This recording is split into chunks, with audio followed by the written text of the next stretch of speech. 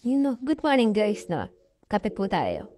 So, tuwing umaga, syempre, paggising, ginagawa natin, kine-check natin lahat ng pugad ng ating ibon para bulk candling natin. So, ito, dalawa pa lang, hindi ko pa ika-candling kasi hindi pa kompleto yung clutch niya. So, hindi pa tayo sa kabila. Tingnan natin kung ilan na yung itlog dun.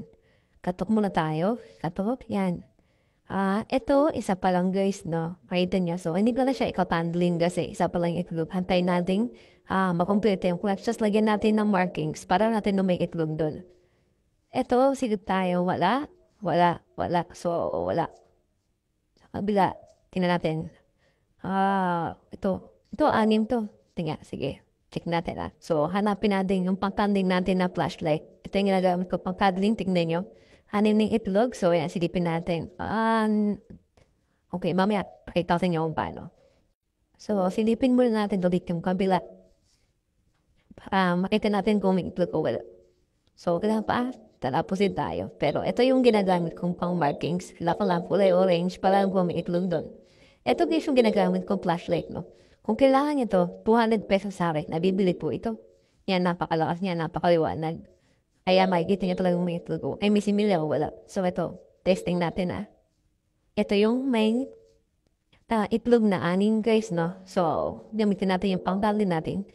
Clear ito. Wala. Wala. Meron. Wala. Ito meron. Ayan, meron. Wala. Wala. So, dalawa lang yung may similya. Alisin na natin yung apat. Hindi pa tayo sa kabila. Ito, kakatail. Ito, laging dalawa, tatlo lang ang itlog niya. Sa isang clutch, kaya pwede natin silipin. So, check natin. Ayun, goods. Yan, goods na goods guys, no? Buhay yung similya niya. So, ito, balikan natin sa pangasusunod na araw. Check pa natin yung isa kung meron. Yan, tingnan niyo po agad. Pasadya yan, guys.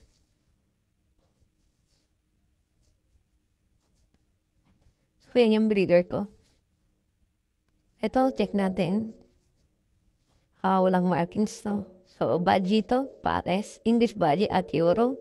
Uy, may pisa na. Tatlo pa. Tatla, check natin. Meron pang natirang isa, no? So, tatlo, dalawang red. Ay, wow! Ito walang similya. Check natin kung buhay pa. Madilim, maitim. Yan, goods na goods, guys. So, possible, pisahan pa ito balik natin. So, yan, tatlo yung anak niya. Dalawang red ay, lutino na naman ito, sigurado.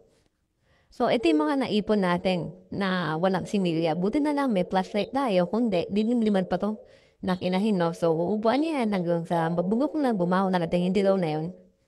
So, testing natin yung flashlight ulit Yan. Clear, clear. Ito, bugok. Patay na. Kitim na itim na, tapos magaan. Clear, clear, clear, clear, clear. Yan, mga clear na. So, ito guys, no? Paano ko nag-isa yung bugok? Pag hinawakan mo siya, guys, no? Magaan na, tapos irregular na yung itlog. Yan, may itong manipis na. Yun yung bugok.